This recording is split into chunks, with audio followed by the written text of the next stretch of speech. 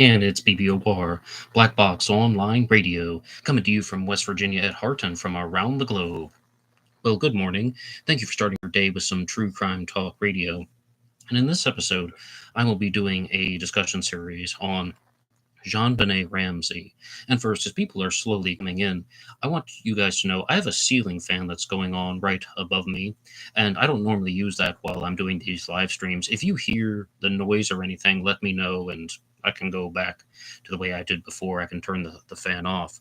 But as far as this episode is concerned, in 1996, on Christmas Day, the Ramsey family went to a Christmas dinner, a Christmas party, and this was on Christmas night. Hey, Rothschild, good morning. And the four members of the Ramsey family, of course, were John Ramsey, the father, Patsy Ramsey, the mother, Burke Ramsey, the oldest son, and JonBenet Ramsey, the daughter. Now, they returned home on Christmas night. JonBenet was asleep. Her father, John Ramsey, was carrying her, and she was put to bed, so they said. And then something happened. By the morning of December 26th, 1996, then something happened to JonBenet, and she was murdered over the course of that set of hours.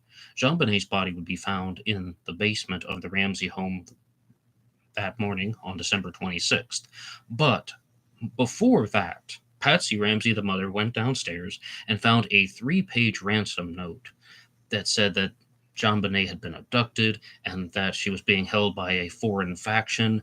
It said SBTC Victory on the ransom note. And when we say 3 pages, it's actually 2.5.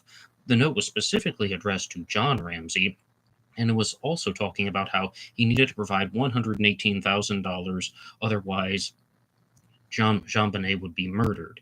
Then Patsy Ramsey makes a 911 call. She says, "We have a kidnapping. There's this note that's left behind." And they said, "Who left behind the note?" She said, "I don't know. It just says SBTC Victory." And this was an explosion of events that took place. What on earth happened to JonBenet? Who was responsible for her murder?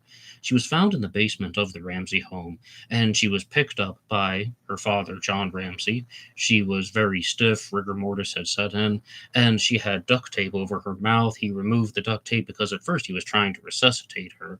That might have actually been something that was done without a major form of fault. But JonBenet's body was then taken upstairs to the living room, and by that point there was already an officer on the scene, Officer Linda Arndt, who gave John Ramsey the permission to put a white blanket on top of JonBenet's dead body, which unfortunately that was a problem because that exposed the body to all types of contaminants, and those are some basic things. What happened to JonBenet? Who was responsible for her murder? Was it one of the Ramseys? Was it someone who was related to the Ramseys but not in the house? Or was it an intruder that was completely out of their social circle?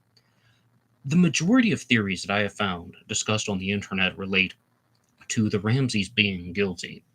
And they really zone in on, I think, Burke Ramsey as the prime suspect, then Patsy Ramsey, and then John Ramsey, in that order. Burke, Patsy, and John are the top suspects. I'm going to share an unpopular opinion, an unpopular point of view with you guys. And that is that I have always thought that an intruder was responsible for JonBenet's death. But I'm open to other possibilities. I'm open to new interpretations of the evidence. And I was watching a couple documentaries earlier today. I shouldn't say that. They're just TV specials. One was called The Murder of JonBenet Ramsey from 2016, and one was the 60 Minutes Australia episode that came out last year. And they shared some things that would not exactly exonerate the Ramseys, but put them much lower on the victim list, or on the suspect list. Number one, multiple points of touch DNA were found on JonBenet's body that did not belong to John Ramsey, Patsy Ramsey, or Burke Ramsey. So where's this DNA that's coming from? Where is this DNA coming from?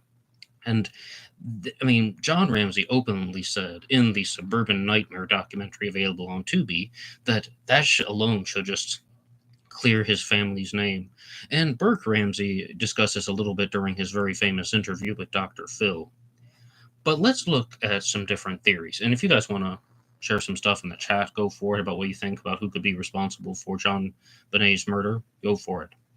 With Burke Ramsey, this relates to jealousy. Jealousy is the primary motive because JonBenet was a pageant queen, more or less.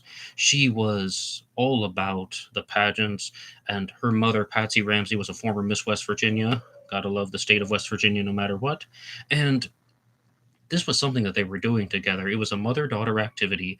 Patsy Ramsey had stage 4 ovarian cancer. She wanted to share something with her daughter before she passed away. But Burke really fell into the shadows a little bit. JonBenet became the center of everybody's form of attention. And after the Christmas party, is it possible that Burke Ramsey decided to eat dessert? And in the Ramseys, a common dessert was pineapple with milk. It's better than, I guess, Christmas cookies or chocolate cake. I mean, maybe a little bit on the healthier side, not too much. And Richard Grinnell is in the chat, and he says Burke Ramsey is guilty, but it wasn't murder. And this is perhaps where we're going when we discuss this theory involving Burke Ramsey. And that is that he gets set off by something. JonBenet's across the table from him, maybe making some faces and noises, and just grabs a piece of pineapple out of Burke's bowl. And then he just loses it. He starts chasing her around the house. He's just mad. He picks up an object, and doesn't matter what it is, and just hits her over the head. And she falls to the ground. He's just like, oh no, what have I done? And then the scene was staged by one of the family members. Actually, both of them would have to be involved in the staging of the scene for it to escalate to where it was today. And they're thinking, JonBenet's now dead. We've already lost JonBenet. We don't want to lose Burke too. We don't want to come forward. We don't want to bring any more trouble to our family. We're just going to write this phony ransom note, 2.5 pages long, very long for a ransom note, and then they are going to stage the scene and make it look like an intruder did it. So I can comprehend that thing, except I'm going to provide some challenges. But first, we have a comment from Wrathchild who says, the ransom note was asking for the same amount of money as John's Christmas bonus. I doubt that's just a random coincidence. Now, this is something that I've explored in the past before. I mean, Wrathchild is completely correct, but that was the Christmas bonus from 1995, not 1996. I don't know if that has any importance at all. John Ramsey even stated that in the 2016 documentary episode.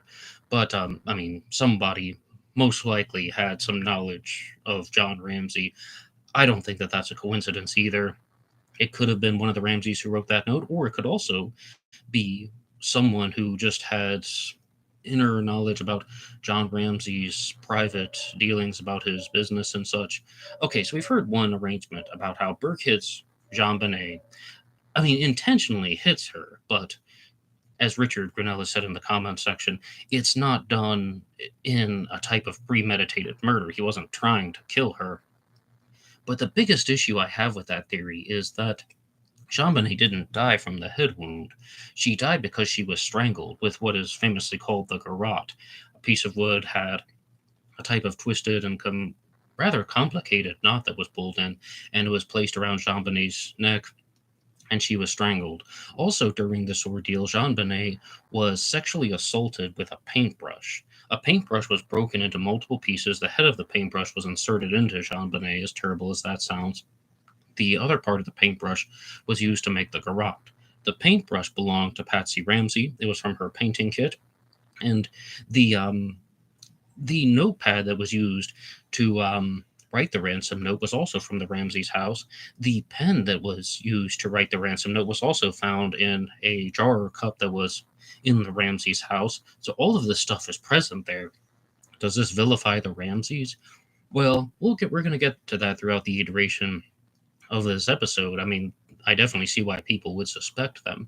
But as far as Burke being guilty, I mean, I have always had this problem with the Burke theory, and that is that why would they strangle JonBenet to that point where they didn't even check for vitals or anything. She was their daughter. They didn't even try to find out if JonBenet was still alive or not, because she was indeed still alive when the strangulation took place. Now, there's a detective who began investigating this case very famously, and his name is Lou Smith. I used to think very highly of Lou Smith, but he may have also shared some pieces of information that were not accurate with the media. And one of them was that JonBenet would not have died if she had not been strangled. And I have to give a shout out to Tina L, who has closely followed the JonBenet case and has shared a lot of things with me about this one. And Tina sent me the medical examiner's report that said if strangulation would have killed her, but also the head wound would have ultimately led to JonBenet's death. And I did have the opportunity to read that medical document, so it appears that Lou Smith, who was trying to clear the name of the Ramseys, shared some things that were not accurate. But as far as Burke being guilty, why wouldn't they just call an ambulance? Why wouldn't they just try to bring her to a hospital?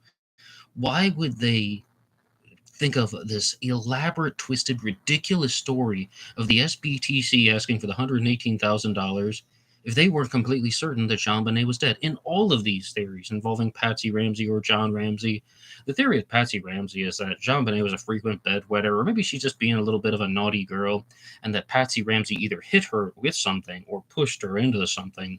When I say pushed her into something, some people think it was the faucet of a bathtub that caused the head wound. But and that's the same thing. They wouldn't check the vitals, or they wouldn't make sure that she could have been resuscitated. It's so odd. Richard has a question. Why wouldn't an outside killer not pre-prepare a ransom note rather than spending approximately 22 minutes writing it inside the house? Excellent question. Some people have hypothesized that the killer entered the house while the Ramseys were away at the Christmas party, and they were hiding in the basement, or they're hiding in some part of the Ramsey's home. And that this person is just doing that to kill time while they're waiting. They're waiting for the Ramseys to come home. This would definitely mean that JonBenet was specifically targeted. And this would also mean that this was like a heavily premeditated crime. They knew exactly what they were doing. And it's also one that is done with kind of a little bit more twisted and in a more deviant way. Now, why would they prepare the note? I've thought about this in two different ways in the past. Either they wrote the note while JonBenet was being tied up, or JonBenet's tied up and just incapacitated. But I sort of can comprehend how someone would enter the house and write the note just because they're waiting for the Ramseys to get home, not making a sound once they hear the doorknob turn. That would have to be somebody who had very intense familiarity with the Ramsey household. When I was watching the 2016 documentary, I heard some conflicting pieces of information. Number one, Detective Luke Smith again says that he's like an intruder could have entered the Ramsey household through a basement window and then exited out through the same basement window by placing a suitcase underneath the window and using that as a step. But at the beginning of that same episode, they talked about how that would have been impossible because there were cobwebs that were still on the window and would have been impossible for a human being of an adult size to enter and exit without disturbing the cobwebs, like from spiders. And they said that at the beginning, but then they began to explore Lou Smith's point later on in the episode. This is called The Murder of JonBenet Ramsey, and they didn't provide any counterbalance to that. I thought that was quite odd. And as I said, Lou Smith seems to have made some inaccurate statements in the past. I absolutely agree with everyone. The ransom note is very long. The ransom note is oddly long. It should just be like, if you ever want your daughter back, do this. We're talking 3-4 sentences. And Wrathchild says, good question, Richard Grinnell. I could see them using the paper and the pen from the house as to have less outside DNA and fibers that would come into play. That's a solid point. I mean, if they can trace the writing pad back to the Ramseys and the pen that's back to the Ramseys and the paintbrush back to the Ramseys, this is going to be someone who knows that if they bring their own stuff, that could be traced back to them some way, somehow. And even if we're not thinking about DNA, fingerprints, microfibers, all of that stuff. So I'm somewhat divided because some people are always saying an intruder has to bring their own stuff. That's what an intruder is going to do. And other people are like, from time to time, sometimes you can find criminals who are very improvisational. They would look for whatever weapon is easily available and then they would use that to commit the crime. But as I said, I've always stood by the theory that I think an intruder murdered JonBenet, but there are reasons to suspect the Ramseys, even though I think that it's somewhat of an outlandish theory. But for you guys in the comments section, I've noticed that you guys really like to hear more about the hard facts of the case, as well as analytical statements, as opposed to some of the wilder theories. And on this channel, I have a specific episode devoted just to the ransom note. I have a specific episode devoted just to the DNA and discussing all of that. And if you'd like to follow along with any of these true crime discussions, you can hit the like button and subscribe. It really helps out the channel. You can also go through some of the links that I will put in the description box at the end of the live stream. One of them is for BuyMeACoffee.com. BuyMeACoffee.com/BlackBoxNed88. That allows you to make a donation or contribution to help support the show. And anybody who makes a donation will get a shout out on Zodiac Monday. Now, I'm also going to address a particular point here. And this relates to a suspect whom we haven't talked about a lot yet. And his name is John Ramsey. He is very eager to talk about this case in public. John Ramsey, the father. And that is because he's trying to clear his name, of course. But some people believe that John Ramsey was abusing JonBenet and that he was. I'm trying to be careful with my words because of YouTube, but I'll just flat out say it. He was molesting her. And the reason why the family concocted this bizarre and twisted cover up theory was because they wanted to hide any possible moment of doubt in the public's mind. They wanted to destroy any possible chance of the molestation being exposed. It was done to protect John Ramsey as opposed to having anything to do with JonBenet. They weren't even concerned about the murder. They were concerned about the abuse and that stuff coming out. And Jerome from the Friend Trekking Crew is here. Hi, Jerome. How you doing? And I mean, I can follow that in a sequence of events, but is that what actually happened? CBS released a very famous special that was trying to vilify Burke Ramsey as the killer of his sister, JonBenet. He also did an interview 20 years after the crime took place with Dr. Phil. Now, they shared some solid points in that interview. Number one, they talked about how there was this theory that JonBenet was unconscious because of a stun gun. This is one thing that I heard about as a kid and always at first I thought it was so weird. How could you possibly suspect Burke Ramsey of murdering his sister? A stun gun was used, right? No. They showed very clearly that JonBenet's body did not have the marks of a stun gun. Mr. JSV is here. Hey, how you doing? And they also showed that a child of Burke's age would have had the force to he had the physical capabilities of striking a 6-year-old girl in the head and creating the 8.5-inch crack in her skull plus the indentation. All right. One piece of evidence that was discussed in the documentary that tries to vilify Burke Ramsey is that Burke's voice could be heard on the 911 call that Patsy Ramsey made, meaning she thought that she had hung up the phone, but there's several seconds that happen after the phone call took place, and some sound is heard there that could have possibly be a child's voice. And I've heard it in the past. I'm sure you've perhaps heard it as well. So, in the past, I didn't think much of it, but I decided to listen to that directly before starting this recording. And I just sat down, got my eyes closed, and I'm like listening along. And yeah, it sounds like a boy is saying, "What did you tell them?" And then I was like, okay, okay, I told you I didn't think he was guilty, but then I heard that, and I was just thinking, fair enough. And then I actually looked at what most people think that voice is saying, and it says, "What did you find?" Meaning like a boy would be asking either his mother or father, "What did you find?" And Richard says, "I believe those two marks were the model train track as shown in the 2-part documentary." I'll get to that in just one second. But one guy wrote into the comments section saying that one thing that is done to analyze this voice that could be heard on the 911 call is that Number one, they elongated the sound, like they played it at a slower speed, and they what they called in trying to focus on the voice that is heard at the end of the call. And he said that he was a forensic audio engineer. This is just some guy in the comment section on YouTube, scholarly work, right? But he says that he was a forensic audio engineer. And you do not do that when you're analyzing audio samples. You do not play them at slower speeds to try and get clarity because it can alter the sounds. It can turn the consonant sounds into vowel sounds, or it can distort the actual authenticity of the recording. But also, he pointed out that just because we hear a sound that's very faint in the background on that 911 call doesn't necessarily mean that it's coming from Burke. As a forensic audio engineer, he said time and time again, people will hear a second voice on a 911 call, and it's somebody else in the call center. It's another dispatcher.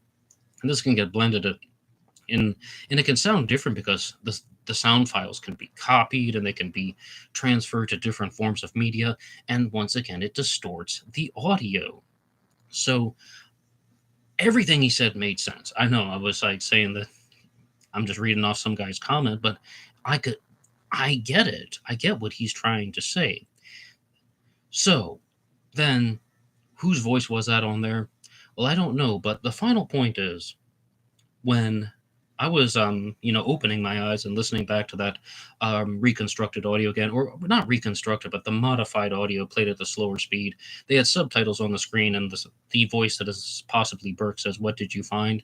The audio engineer also said, "You are never supposed to do that prior to sharing the recording because then you're just hearing these little sounds. Then it's going to sound like, 'What did you find?' if you're putting up the subtitles, and that's going to create confirmation bias in the mind." I get what he's saying completely, and he's trying to show that the that theory is not necessarily based on true forensics. But Richard Grinnell has a comment about the train track. Okay, so we talked about the theory involving Burke. He's sitting at a table eating pineapple, and it's in the kitchen, mind you. And JonBenet takes a piece of the pineapple, eats it, being all sneaky. Burke's chasing her around the house. He picks up an object, hits her on the head. JonBenet falls down. She's not moving.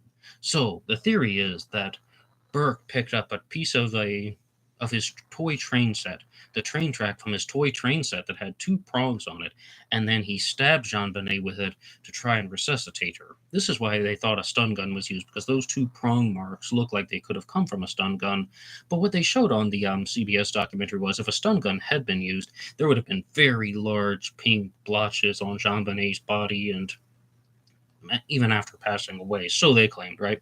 And I mean, they do reconstructions of this in the CBS documentary. But then Burke stabs JonBenet with the train track to try and revive her, try to get some sign of life, something that a boy his age might do. And I confess the train track does seem to be somewhat of an appropriate size. And now Wrathchild has one that says the long ransom note makes me feel like it's a very personal one. Well, it really could be Wrathchild, because the ransom note could be long because somebody had a grudge against John Ramsey. This could be done for revenge. It could be done for some type of calculated reason. Whereas with all the theories involving JonBenet that I've discussed so far, it's the family is trying to cover up an accident, or they're trying to cover up some dark secret. And it's not Lou Smith now, but his granddaughters launched their own podcast trying to continue Lou Smith's research and his investigations. And they simply said any theory involving the Ramseys is mostly just coming down to somebody gave JonBenet a ding on the head too hard, and they made this silly story to cover it up. I also am not completely on board with the logic in making the silly story. And another point is, some people listen to the 911 call made by Patsy Ramsey, and they say that her behavior doesn't sound like she actually lost her daughter. Her behavior doesn't sound like she is going to actually feel anything for JonBenet. It sounds like she's making up a story. And the honest answer that I have to give is I didn't catch any of that. One of the points was that Patsy Ramsey says on the 911 call, "We found the note on the stairs, not we found a note, meaning that it was the note that they had planted. I went through the transcript and I listened to the 911 call audio. I didn't even find that statement in there. Every time she's referring to it as a ransom note. Also, here's something that I've discussed in the past in regards to the in regards to 911 calls.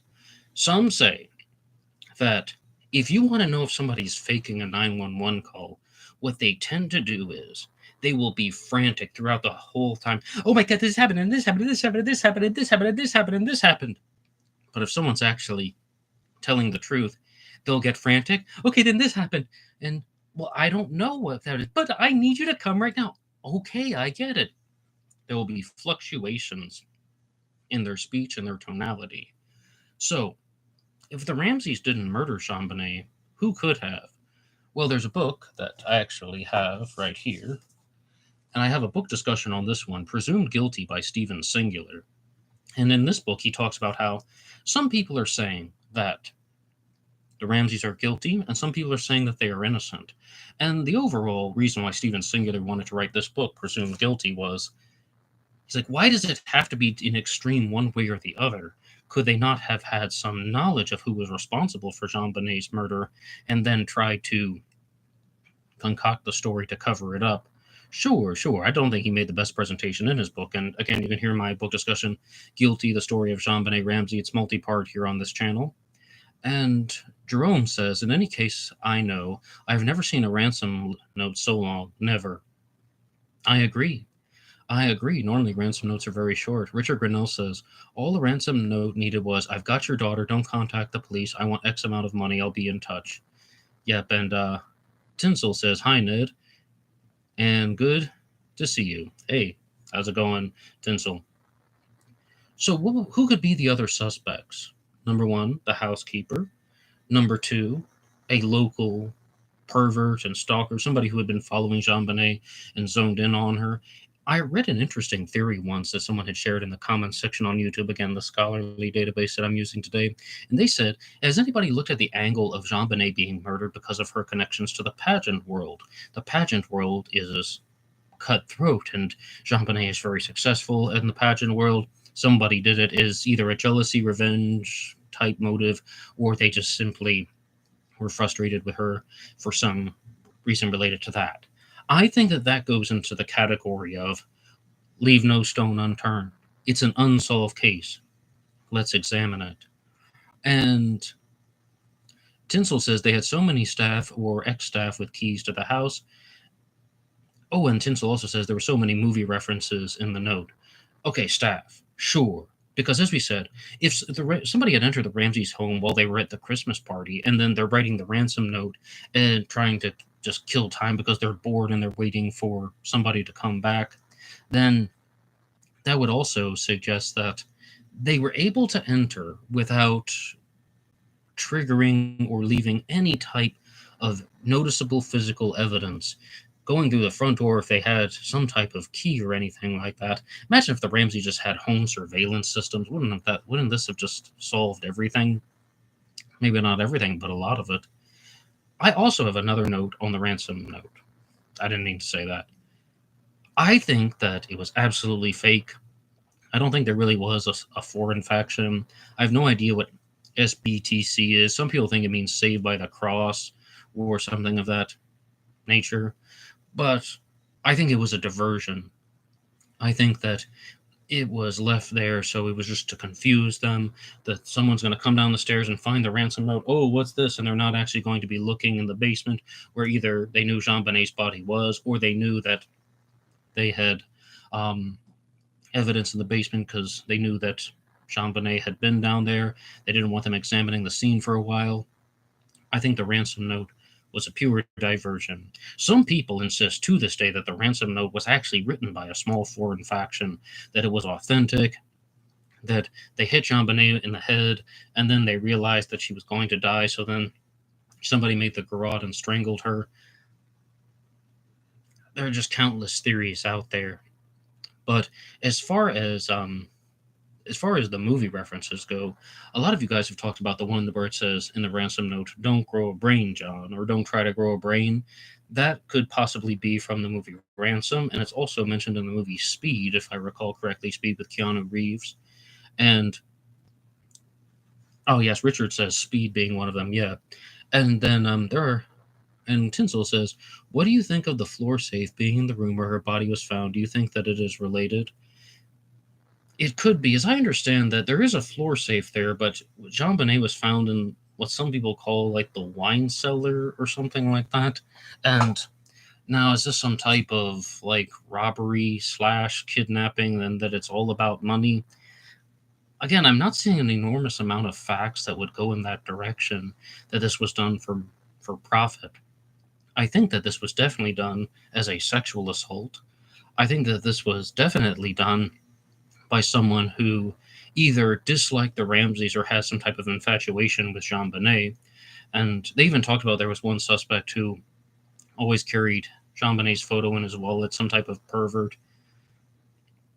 And I simply do not know if those types of evidence are there one way or another.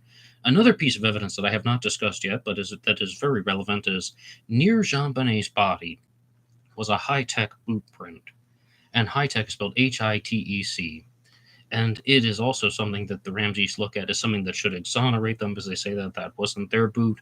Apparently, one of the Ramsey family members owned high-tech boots, but they were of a different size, or that they were just a similar boot. I don't even want to go too far saying that they owned the high-tech boot. And DNA as well. And in another book I have over here,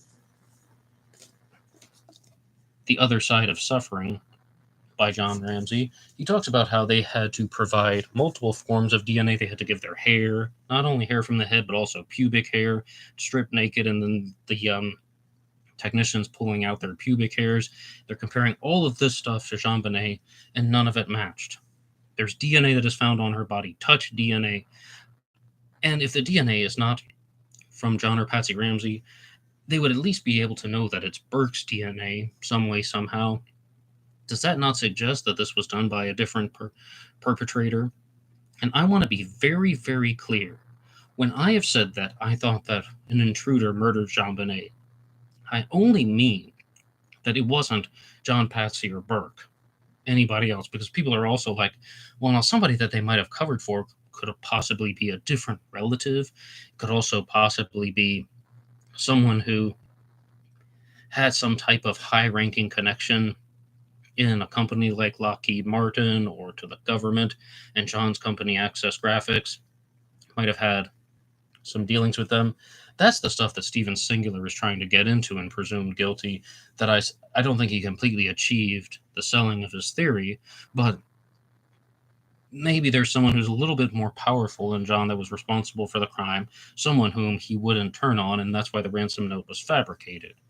So Tinsel says, there is not enough hard evidence, but too much to speculate on, in my opinion. Absolutely. As previously stated, no matter who your suspect is in the JonBenet Ramsey case, did Patsy Ramsey fabricate the ransom note? Points. As you guys have already stated 5 or 6 times, it's way too long. Was that someone trying to fabricate something and doing a crappy job of it? Somebody once told me about this when I was younger. I was maybe 17 when I heard it. When someone's telling a lie, a characteristic of liars is they add in excessive amounts of detail. It's like overcompensating. Is that what was done with the ransom note? Number 2, similar handwriting. Patsy Ramsey does indeed have similar handwriting. So I think that we have to take that into consideration. When I look at the samples side by side, I can see differences. I can absolutely see differences. Number 3, as already stated, the ransom note is found from materials that are all in the Ramsey household. And does that not suggest that for some reason, some way, somehow, Patsy Ramsey fabricated the note? Was she trying to cover up the murder of somebody else, or was she trying to hide that someone had been abusing her daughter, and that's what they didn't want to get busted for? And I mean, it's a reasonable case that you could make, but you would have to expect that her DNA or some type of forensic material from Patsy Ramsey would have been found on the paper. She's not exactly cleaning the paper or spraying ammonia on it or something to destroy any type of forensic material that could be left behind. And that still doesn't explain the unknown DNA that's on JonBenet's body.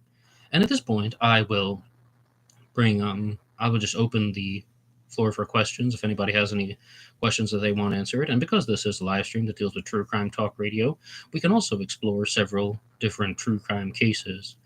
I think that people have a very strong fascination with Burke Ramsey as a suspect because it makes a little bit of sense in their minds. They can arrange the ideas in a logical sequence about why there is the cover up. Why wouldn't they just call the ambulance?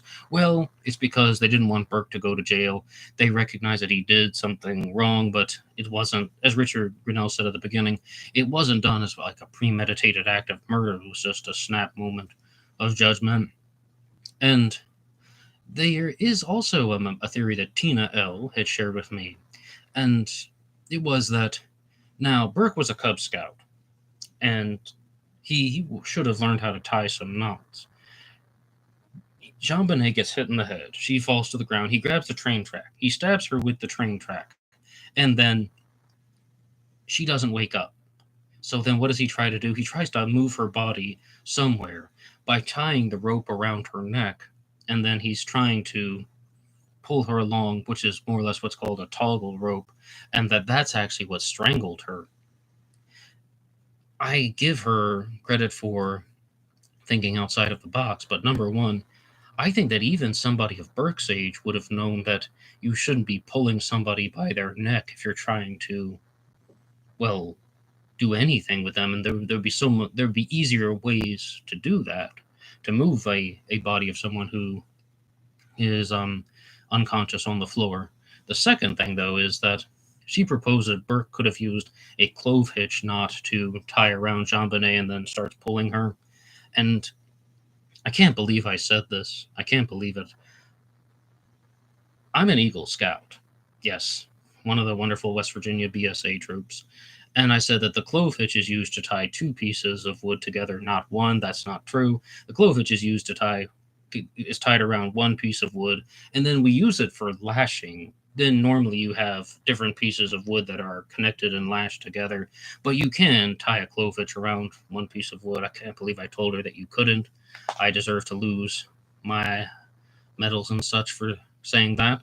But then Burke gets dragged along, and then Burke is dragging JonBenet, and that's what strangled her. Then John Ramsey took the rope that had been used and he modified the garrote to make it look more complex. And not a lot of people have signed on to that theory. But again, I do appreciate that she's thinking outside of the box and providing explanations about how and why everything took place. I still think they would have perhaps called 911 instead and just say that she fell down. Oh, she ran into something. She fell off the side of the bathtub and hit her head on the faucet. Because if that's a real theory that Patsy pushed her into the bathtub faucet, that's what people would do in that situation. And in my unprofessional opinion, they would say she fell down. Tinsel says, have you been following the missing person case of Elora Pationi, the wife of J.F. Gariepi, who has been an alt-right streamer for many years? No, Tinsel. I'm not familiar with that case. Do you have anything else that you would like to share about it? And I'm also not familiar with this alt-right streamer. Does this something that people are saying that she was targeted because this guy is expressing some unsavory political views, or is it something unrelated like that? And I also think with the JonBenet case, this is a missing person story that turned into a murder rather quickly, because with a lot of high-profile disappearances, they don't last.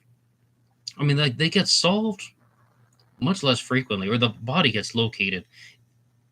Absolutely takes a longer amount of time. Look at the story of Madeleine McCann. She has never been conclusively found after all these years, whereas JonBenet was found the same day. Now that creates a certain cloud of suspicion, but at the same time, What do you guys think about this?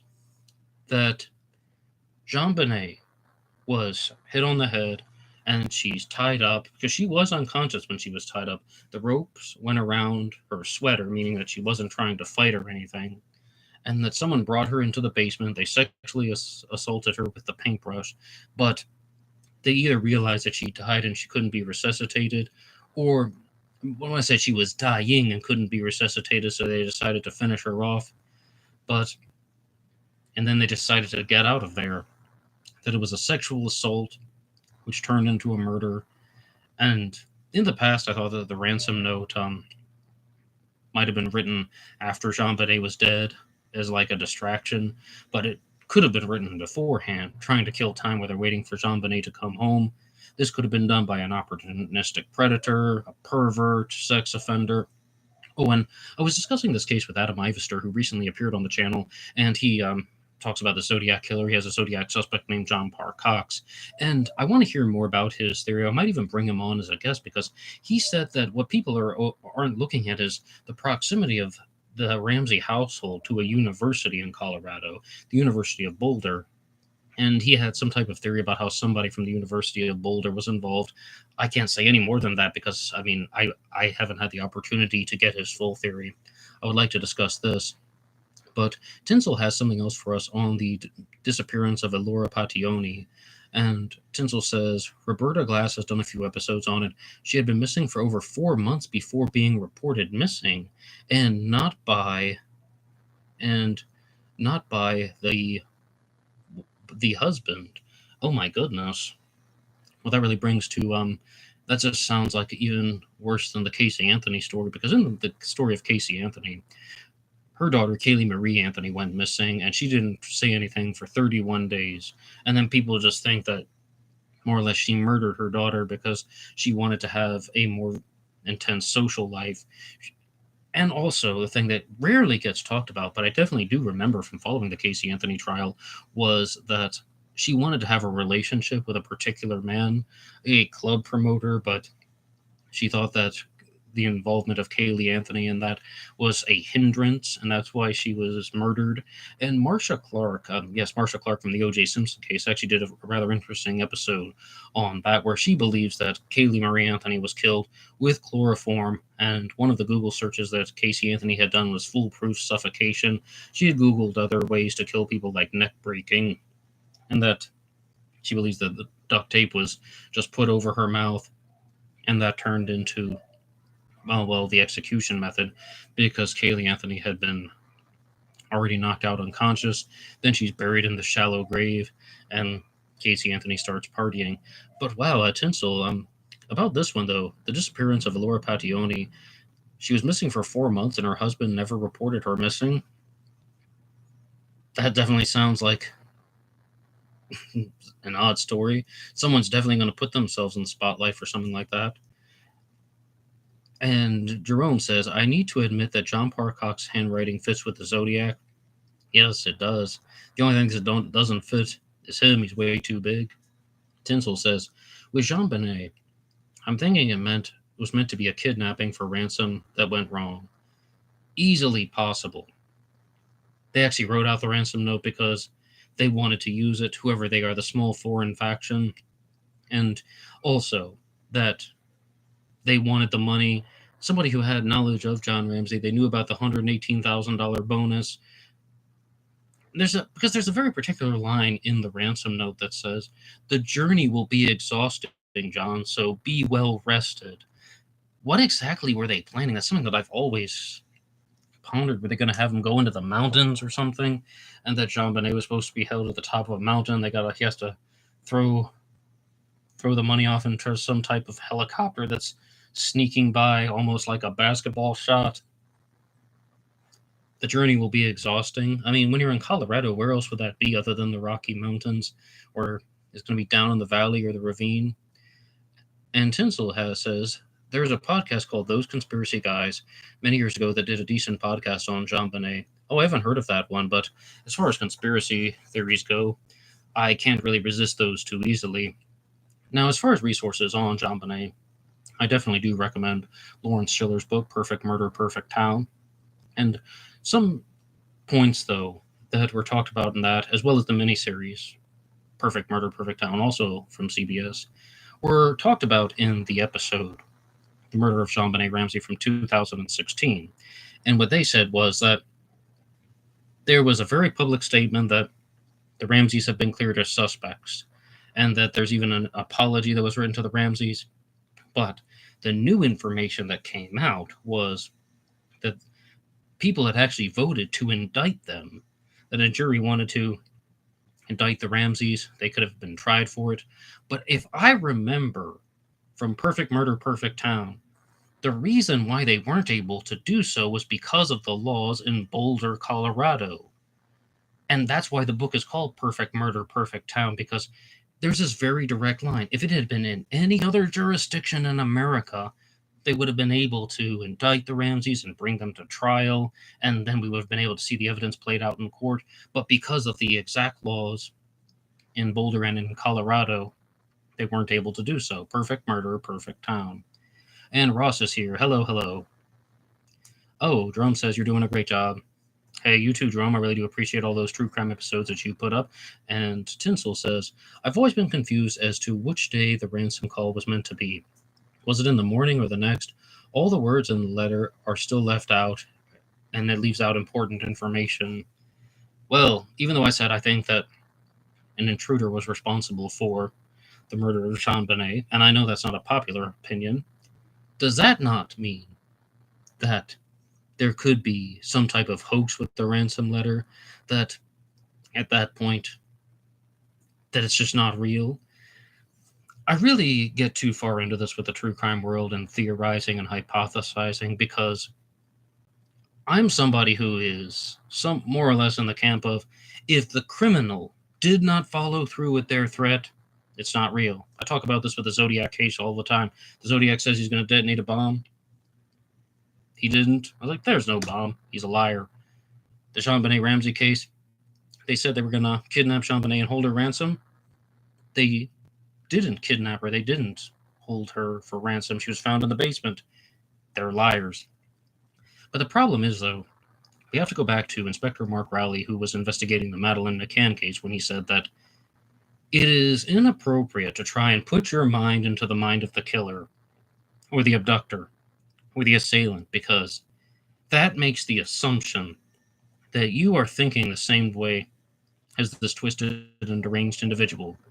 Now, I think that we can get to a certain point where we can comprehend the narratives, we can understand the narratives, and we can understand how the criminals are thinking verbally. We might not comprehend it emotionally, but when you're actually making the choices and the actions, that you, as a clear-headed person who's not a serial killer or an abductor, might not be thinking. You might be thinking in a different way than the criminal.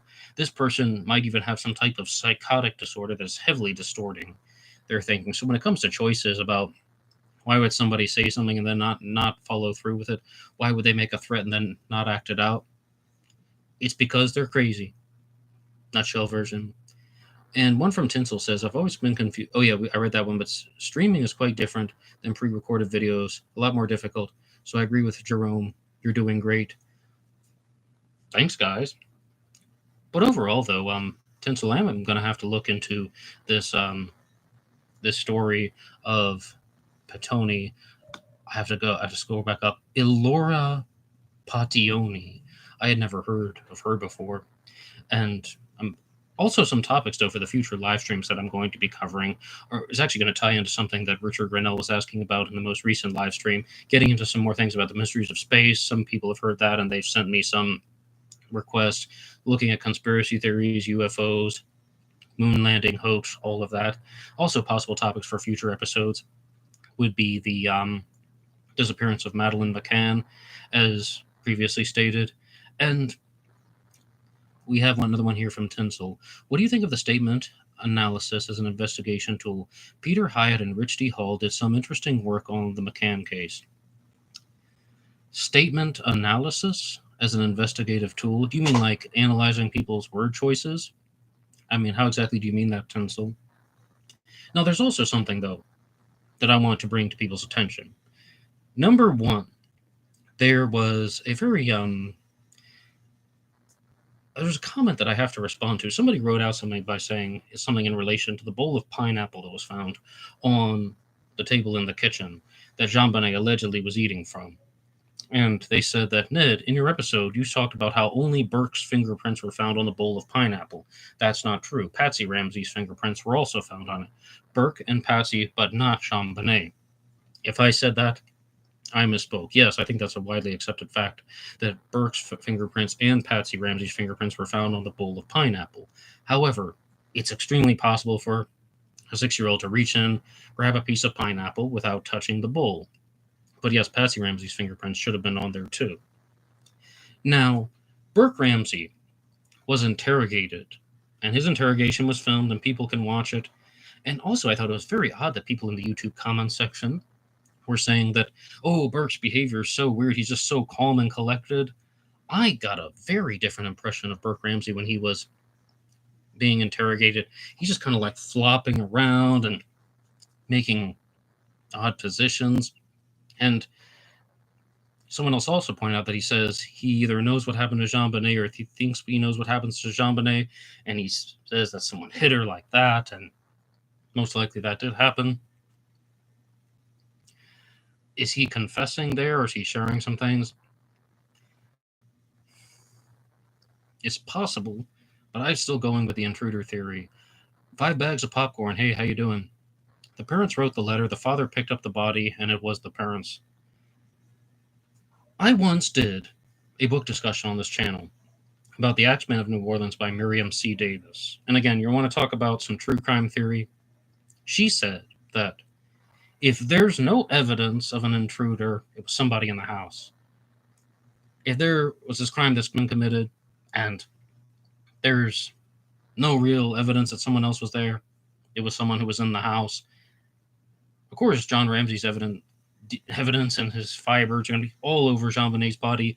As previously said, he picked her up, he removed the duct tape that was over her mouth, and brought her to the first floor and put the white blanket over her, contaminants, all of that. I don't think that those actions would have been specifically designed to contaminate the crime scene. Hypothetically, if John Ramsey were guilty, at that point he would just be acting out a series of events trying to look like a concerned father. Now, John Ramsey does appear very publicly in these documentaries. He appears like he wants to talk about this. He says that he does it so he can set the record straight, but some people just do not believe him. I mean, so 5 bags of popcorn. Now, do you have a specific suspect? I mean, would it be John, Patsy, or Burke, or would you be thinking of somebody like the way Steven Singular was talking about how it could have been someone who was connected to the Ramseys, but not one of the Ramseys themselves who was responsible for the murder? Tinsel says, statement analysis, breaking down words chosen, delays in response, past tense use, and word association. Short answer, Tinsel, yes, I do think that that can be valuable. Long answer, but Patsy Ramsey gets horribly vilified for her word choices. I already talked about the 911 call when they said that we have a kidnapping, not my daughter has been kidnapped. And Patsy Ramsey says something that the internet has absolutely butchered her for, and that is that I didn't do it. John Ramsey didn't do it. Not saying my husband didn't do it, John didn't do it. She said John Ramsey didn't do that. And that does that not suggest that someone is using a type of inappropriate thing that is not commonly expressed, referring to her husband as John Ramsey because she's overcompensating again, making mistakes, using odd expressions? I don't give a flying flip what the science says. Go back to the damn drawing board. And West Virginians do not talk like that, by the way. Do I sound like that? She's making up. She learned that stuff in Georgia. And but yes, there are reasons to suspect her. In some cases, absolutely, I think that statement analysis could lead you to the killer. Now, I'm not completely convinced that Patsy Ramsey murdered JonBenet, but I have my own suspicions.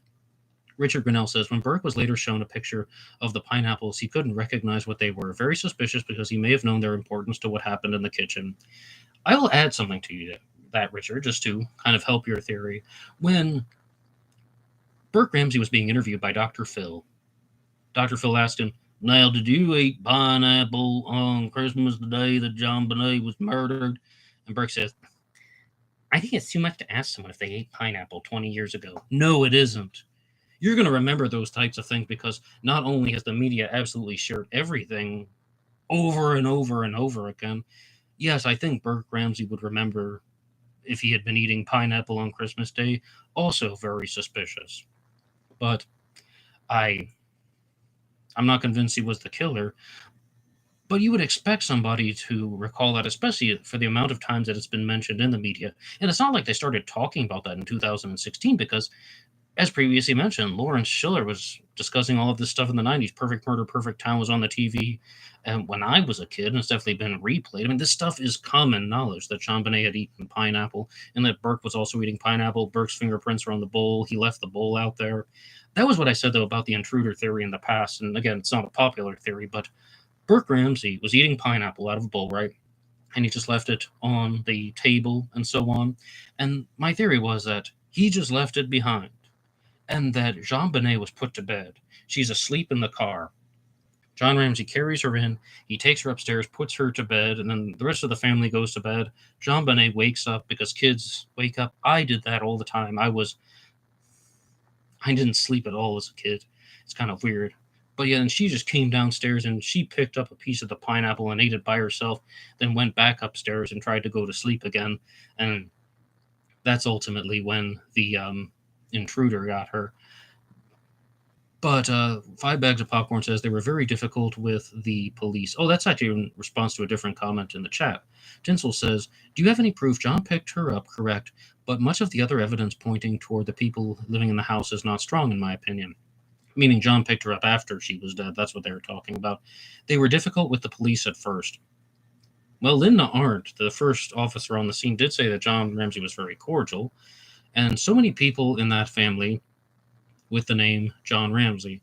Yes, John's son is also John Ramsey from the other one. They were extremely powerful where they lived. Well, this is the stuff that I had heard before, but when I was watching The Murder of JonBenet Ramsey, that's the name of the documentary, they reminded me of a particular point. That John's company, Access Graphics, had just passed $1 billion in sales. That's not a small company. That's not something that should be discredited or discounted. $1 billion in sales. Of course, I agree with 5 Bags of Popcorn on that one, that they would be somewhat powerful where they live. And this is also talking about having connections to Lockheed Martin and connections to other defense contractors, possibly. Therefore, ergo, connections to the government. And that's why some people think that, I'm not even trying to speculate or anything, but this is a real theory that people have, that there are these types of sex rings or pornographic rings. There are crimes that are committed with people in elite circles, and they know they aren't going to be prosecuted for them. And JonBenet might have been murdered by someone who was responsible for, by someone who was connected to one of these elite circles. Tinsel says, "I'm also always interested in conspiracy theories, but in the Ramsey case, where I believe it was someone from out of the house, still unsure if family knew prior, though." Ultimately, Tinsel, yes, I've stated very clearly, I think that it was an intruder, someone who wasn't supposed to be there. And, because this is a live stream, like Jerome and Tinsel were talking about this, I say, "Hey, Ned, you're doing a good job." Here's something, though, that I did not anticipate that was going to happen on this stream. An idea came to mind right now when I said JonBenet came downstairs in the middle of the night and she ate a piece of pineapple. Could that be the exact moment when the intruder grabbed her? Because the intruder might have been inside the house to burglarize it right after Christmas, right? They're going to have a bunch of new stuff. And then the intruder saw JonBenet, hand over the mouth, hit her over the head, and then again was like, "Oh, crap, I hit her too hard. She's going to die. Well, I'm just going to fashion the garrote out of various items and then write the ransom note and leave it behind as a distraction," as I said, distraction, diversion, to keep people out of the basement, to make sure that they aren't actually getting in contact with any evidence until the intruder can leave.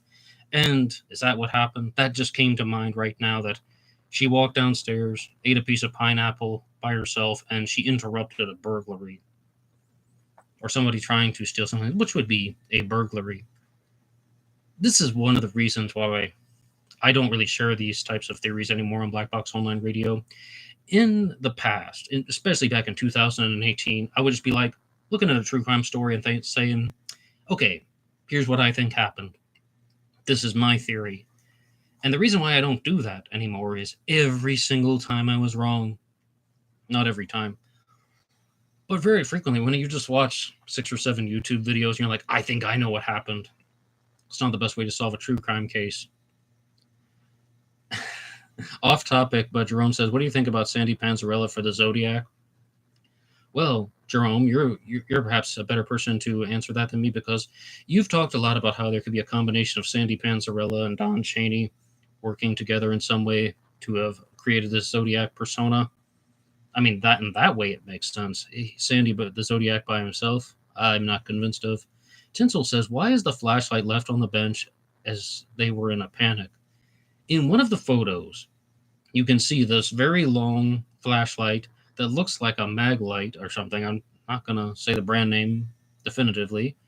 Why is that left in plain sight? Some people think that that was the murder weapon.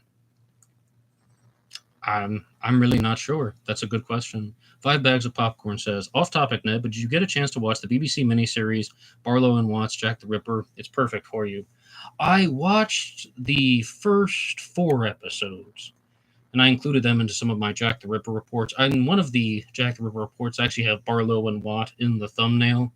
Yes, I watched 4 of them. I need to get back and watch episodes 5 and 6. Tinsel says live streams are good for spitballing, and you have a lot more freedom to talk openly and then delete the stream at the end. So don't worry about getting any YouTube strikes.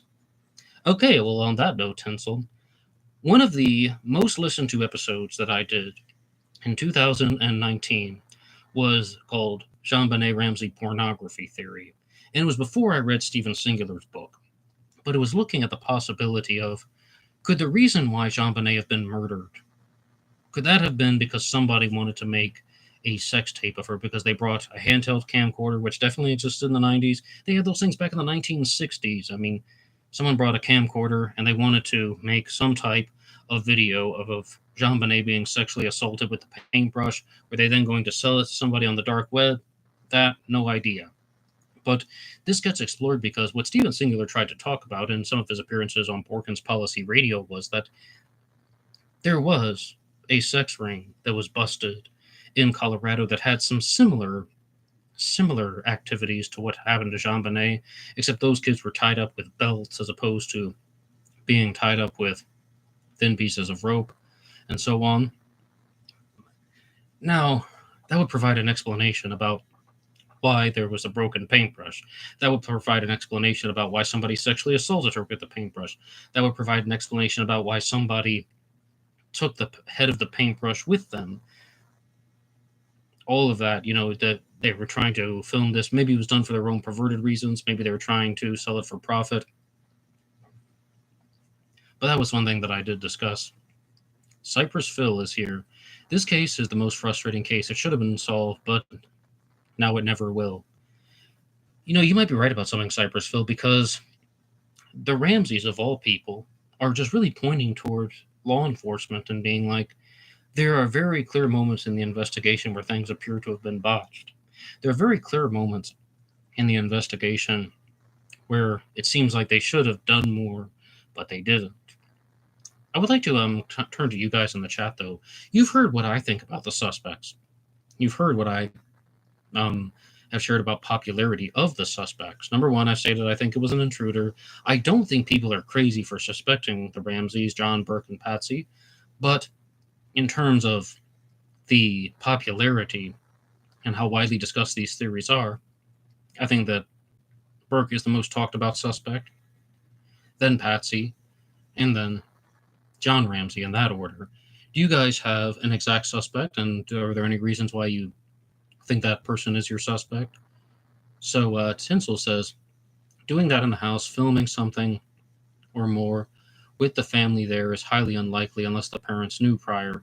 Well, that's what Stephen Singular thinks. He thinks the parents knew prior, but Why exactly would that be something that is unlikely if she were knocked unconscious and they have her in the basement?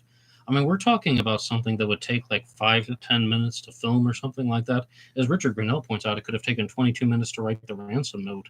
And Cypress Phil says, "Love the lives, by the way, Ned, and the chat." Yes, you guys in the chat bring up a lot of good points all the time. You guys bring up good ideas all the time. So, I think we also have to remember something.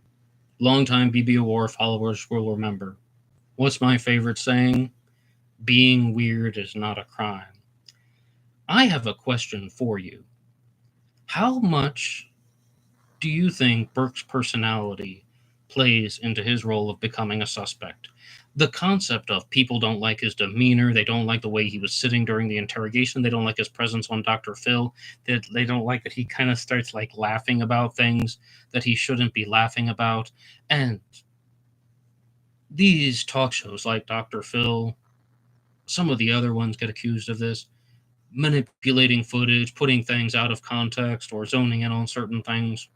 Tyra Banks, when she had a talk show, she got accused of that a lot. It's not Tyra Banks personally doing it, it's her team, producers and directors and so on. But like, they asked Burke Ramsey a direct question: "Did you murder JonBenet?" And he says, "Well, look at the evidence." That's like the response there. The correct answer should have been no, and they do play that clip. He's like, "Did you hit your sister over the head with a baseball bat or a flashlight?" And he says, "No." So, Classic Chevy Cat is here. Hey, Classic Chevy Cat. No, you're not late. You're always on time. Jerome says, "I also think that it was an intruder, but someone close to the family." Now you're getting more into what I said before about when I use the term intruder. That could include one of John Ramsey's other children. It could also include the neighbor Fleet White, who's a good friend of John Ramsey, who's helping him search the home. Some people look at it that way, that the person who finds the body is guilty. And then a lot of times, the person who finds the body is guilty. Who found the body? John Ramsey and Fleet White. There could be something to that. For example, look at the case of Arliss Perry from 1974, the murder at Stanford University. Her body was discovered by the security guard Stephen Crawford. She had been sexually assaulted, and some candles had been placed around her body in odd ways. Years later, DNA would link Stephen Crawford, the man who found her body, to the crime, and he committed suicide before he could be prosecuted. Sometimes it's the person who found the body. Richard Grinnell says his previous behavior came into play, meaning Burke Ramsey. Previous behavior, meaning specifically the incident where Burke Ramsey hit JonBenet with a golf club. I believe it's actually on the cheek, but he hit her in the head with a golf club. The family, of course, disputes that by saying that he was playing golf at the driving range and he swung back the golf club and he hit her on accident. It was purely an accident. Who do you believe? Well, what are they going to say? Oh, yeah, absolutely. He was beating her all the time, and this time it went too far. Of course, they're going to cover for him, but I follow you. Tinsel says Linda Arndt, the housekeeper, her husband, and at least one or more people were involved. It is my current thought. Linda Arndt, you mean the detective? Now, the housekeeper is named Linda Hoffman Pugh, correct? And her husband was Mervyn Pugh. There was the book and documentary out there, Little Girl Blue by Sweetie B, which heavily looked at them as suspects. And the documentary was called The Inside Circle Theory, meaning that JonBenet almost certainly would have been murdered by somebody from the inside circle. I even reached out to Sweetie B to see if she would want to discuss this with me and maybe even come on the show. And that didn't really go too far. But overall, I think that it was a very, very well worded documentary, and she provided a lot of information, even though there's a man who narrates the documentary, but reading her words, she provided a very good case for how Patsy Ramsey would not have been the sole perpetrator and kind of debunking that theory. But I've noticed a lot of you guys in the comment section really aren't looking at John or Patsy Ramsey. You're looking more at either Burke or the intruder. Tinsel was referring to Linda Hoffman Pugh, not Linda Arndt. Yeah, Linda Arndt was the first detective on scene. She might have had Graves' disease. I know nothing about that other than she has very wide eyes, and she's just like, John Ramsey talked to me, and he was cordial, and people were saying, don't that's like a side effect of Graves' disease. I don't even know what that is, so I'm not going to say anything more. Richard says most cases are overly complicated by the internet communities. Most cases are a lot simpler in real life. The Zodiac case is a perfect example. 5 murders turned into fantasy by the internet. With the case of JonBenet, there is a little bit of evidence that does suggest that there was an intruder. Number one, that there is the boot print that doesn't seem to be matched to anyone in the household, the high-tech boot print. And one thing from Sweetie B's documentary that I saw was that JonBenet was asphyxiated with the garrote, and she vomited. She vomited a type of yellow-green mucus from her stomach, and that the killer might have stepped in that. And again, the footprint, boot print lead is not traced to the family. Touch DNA on JonBenet's body in 2 places that is not from the Ramseys. I mean, Richard, if you think that Burke Ramsey was guilty, how would your theory explain that she has touch DNA in 2 different places that is not from the Ramseys? I mean, and she would have changed her clothes from the Christmas party. I mean, how does that tie in together? And I completely get what you're saying about cases going into fantasy land, but to anybody who thinks that Burke Ramsey was guilty, his DNA should have matched that, because as a family member of John and Patsy Ramsey, when they're given these DNA samples, it should come back as a family member. Oh, as Cypressville says, that Arndt interview was crazy at times. It's just a mad case in general. Now, this has nothing to do with Graves' disease, but, like, they are asking Linda Arndt, what was John Ramsey like when you met him? Cordial? And they're like, well, did he do anything to make you suspicious? He was cordial. Is that good or bad? Cordial. And people are like, just answer the questions. Just saying the same word over and over again. So that's more or less some observation of that. I'm taking a chill pill. Now, Tinsel says, the same notepads and biro pens were found at the Hoffman's house, among other items, many of which were stolen by Linda from the Ramseys. That makes me suspicious. Again, I'm not like, you can't necessarily bring that into a court of law. Like, all right, yeah, I took your pen, but I didn't kill your daughter. That would be my immediate defense. But I get suspicious. It's the same thing I said about that stuff with the 911 call, about how I'm closing my eyes and I'm listening, and I was like, oh, wow, that actually does sound like Burke's voice. Okay, I get suspicious. Now, if you didn't hear the early segment, some people have just joined right now. I was talking about how I listened to the 911 call that Patsy Ramsey made just prior to the start of this recording. And when I first heard that played years ago, somebody said that a skeptical response was that after the 911 call ends, Patsy hasn't hung up. There are a few seconds, and you hear a voice in the background. Some people think it's a child's voice. They think it's Burke's. But the skeptical response was that it's not even from an actual human. It's from a piece of electronic equipment. And like, well, what does that mean? They're even asking this on the TV show. An answering machine, or possibly a television, possibly a radio. Now, if Patsy Ramsey has found this ransom note, and she's calling 911, who on earth is going to be watching TV in the background? And I also might be wrong about this. I know I messed up my Eagle Scout stuff earlier, but I remember growing up in the 90s and we had answering machines. And I think that our answering machine wouldn't play if somebody was on the phone. Like if the message, like if you let the call go to the answering machine and it'd be like, oh, hi, I'm Ned. I'm just leaving this message for so-and-so. They would then be able to pick up the phone and say, hey, stop. I picked it up. You're not on record anymore. Sure. But I don't believe that you could leave a message or you could hear your answering machine playing when you were on the phone. Maybe if someone were playing a message in the background, but why would they be doing that if they're either looking for JonBenet, putting on a fake story to look for JonBenet? It's like, okay, well, we need to get our story straight and make up this crazy thing about the SBTC abducting our daughter. But first, let's watch some cartoons.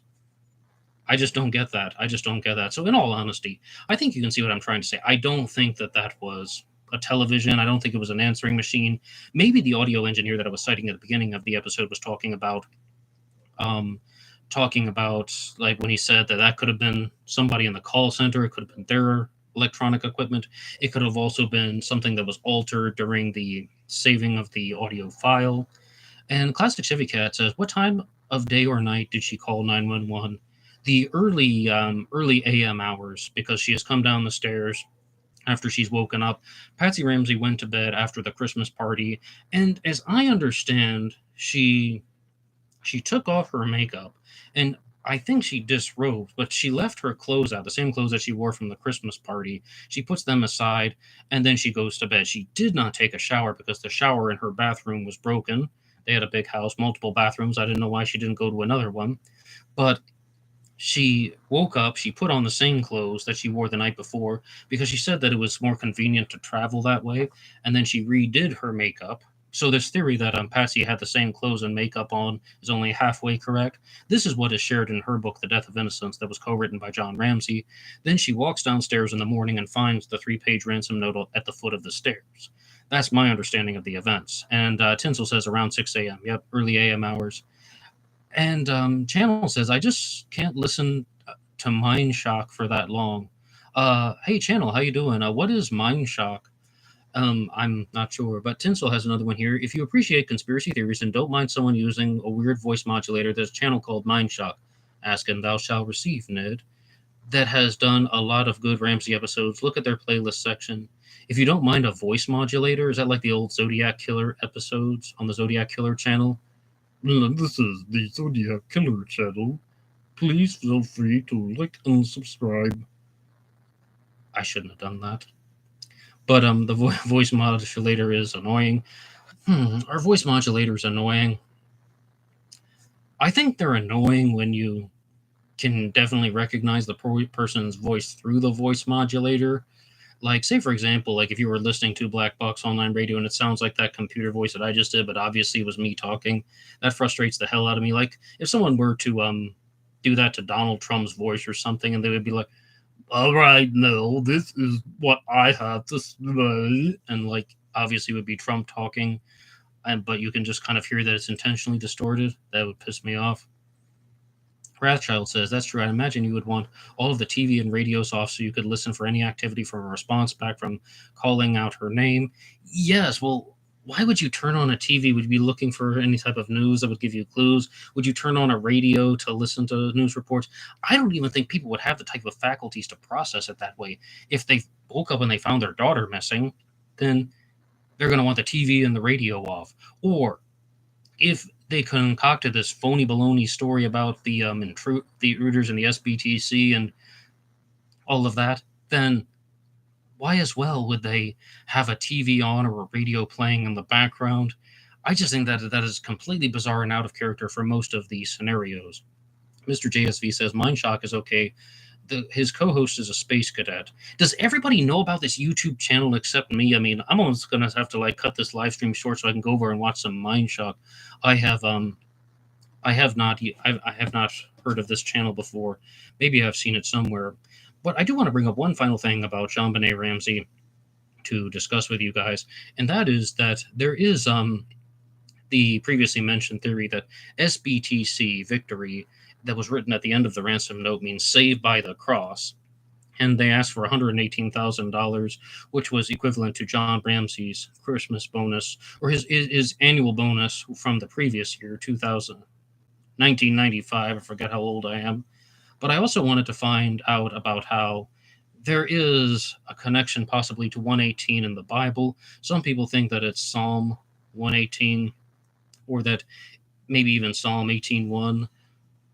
I love you, Lord, my strength. The Lord is my rock, my fortress, and my deliverer. My God is my rock in whom I take refuge, my shield and the horn of salvation, my stronghold.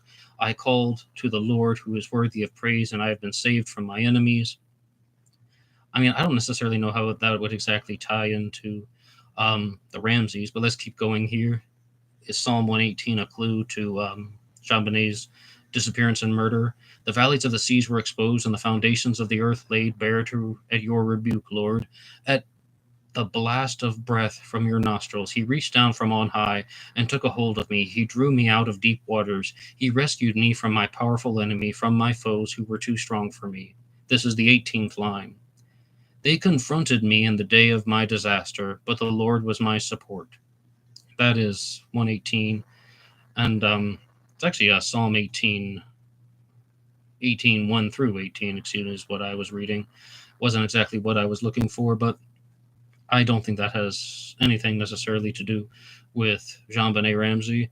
I mean, it doesn't necessarily sound like that to me. So there might be, I don't even want to think we need to examine, mess with that one too much. Okay, and Channel has something here. I can't believe when people defend the foreign faction that John was hugely important man in their government. Foreign faction? From what country? SBTC? What would that be? Like, what country even has SB or TC? Salami, bologna, turkey, cheese? SBTC? Oh, a small foreign faction. It was a small foreign faction. That's why they didn't care about you. But, we say foreign faction or something. It'd be something like the Symbionese Liberation Army of Canada. It would be something like maybe some type of organized crime gang from Mexico or something like that. Small foreign faction. Really quite odd. Oh, Richard says that's a reference to Die Hard from 1988. Yeah, Die Hard's all about small foreign factions, Hans Gruber and all that. And then Hans Gruber even has this call in Die Hard when he talks about the reason why he's taken over the Nakatomi Plaza is because he wants to get certain members of other foreign factions freed. And there was quelque chose de Quebec. There's one of them is from Quebec in Canada, but then there are the 7 members of the Asian Dawn, and one of the character turns to him and says, "I read about them in Time magazine," meaning that the Asian Dawn was a real thing for the story, but they were a small foreign faction that he wanted released. It's just a cover-up story. He was trying to steal negotiable bearer bonds. I love Die Hard. Yes, I have heard that there's a Die Hard reference there before, but I completely forgot about that. Thank you for reminding me, Richard. SBTC reminds me of Symbionese Liberation Army. Yeah, me too. Absolutely. The same way that in the Zodiac's 1974 SLA letter, it says SLA, Symbionese Liberation Army, SLA, an Old Norse word meaning kill. Absolutely, I think about it all the time. Channel says, sorry, just came at the end. Did we agree if it was Burke and then Patsy was the finisher? Well, we didn't actually agree because about half the people in the chat are looking at how there was an intruder that was involved, and the other half are looking at Burke Ramsey being a suspect and the parents covering it up. Not too much on Patsy Ramsey. And we have a £5 super chat from Cypress Phil. Amazing. Thank you so much. Big high five. £5 super chat. You're coming from across the pond, Cypress Phil. I didn't know you were from the United Kingdom. Anyway, that's pretty cool. Whereabouts are you in the United Kingdom? Are you closer to Richard Grinnell in Coventry or Scotland, Wales, anything of the sort? And says, just saying thanks for all your work, Ned. Well, hey, thank you guys for tuning in to these things and sharing about true crime cases. And to anybody who happens to click on this by chance, every Monday I do a segment about the Zodiac Killer called Zodiac Monday. Then I am also doing some interviews that are going to be coming out on Fridays, starting with the Zodiac interviews. Then I'm going to be going into some other true crime cases as well. Been emailing a bunch of people trying to get them to come on the show. So Cypress Phil, really appreciate it. Anything like that helps out all of these efforts. You and your chat are too intelligent and to think it was Santa. I told you guys I was watching the documentary from 2016 called The Murder of JonBenet Ramsey. And they brought up the guy who played Santa at the Christmas party the night before was a suspect. And John Ramsey thought highly of him at first. He thought that Santa was a big suspect. Possible, but how did Santa get into the house? I really wish I hadn't had his name slip my mind. But, anything is starting to make sense at this point. Tinsel says the DNA on her underwear is evidence that is very weak. They were new underwear, from what I understand, although I could be wrong on that point. But what they mean by having DNA found in 2 places is it's touch DNA that someone's hands touched JonBenet's outer edge of her underwear that was not John, Patsy, or Burke. That's what I believe. And Jerome says, I'm sorry, but I need to go. Goodbye, Ned. Everyone have a good day. And Tinsel says, have a good one, Jerome. Mr. JSV, was the basement a walkout? No, I don't believe it was. That's why they think the killer stood on top of a suitcase and walked out the window. And again, there's that conflicting piece of info that they shared that, well, there were cobwebs that would have been disturbed if a killer had exited that way. So the same documentary is not exactly arguing in any particular direction. And Richard says, not necessarily. To what? You're welcome, Jerome. Thank you for tuning in. Well, how exactly do you mean not necessarily, Richard? To which point? As far as the basement goes, part of me thinks that for the longest time I thought the killer exited through that window by standing on the suitcase.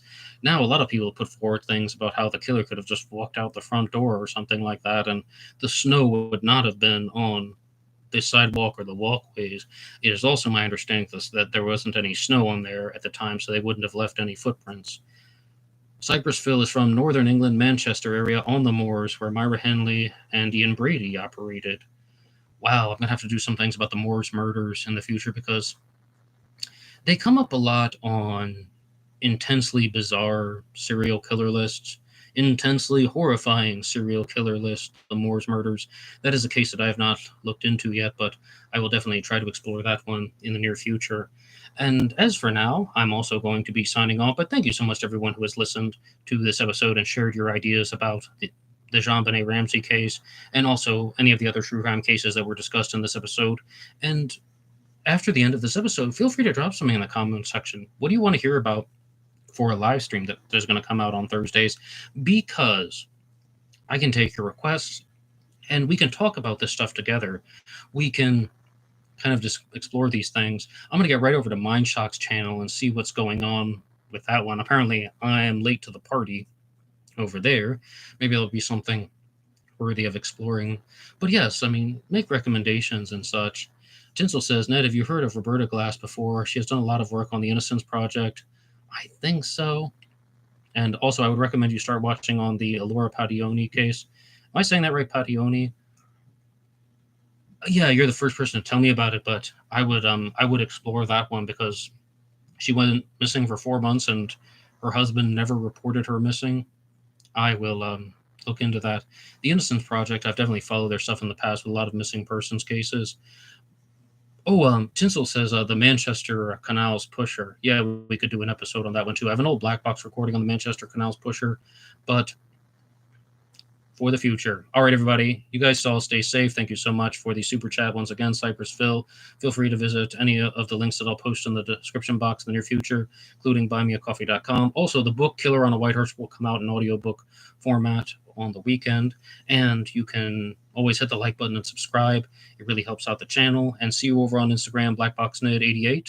Until next time.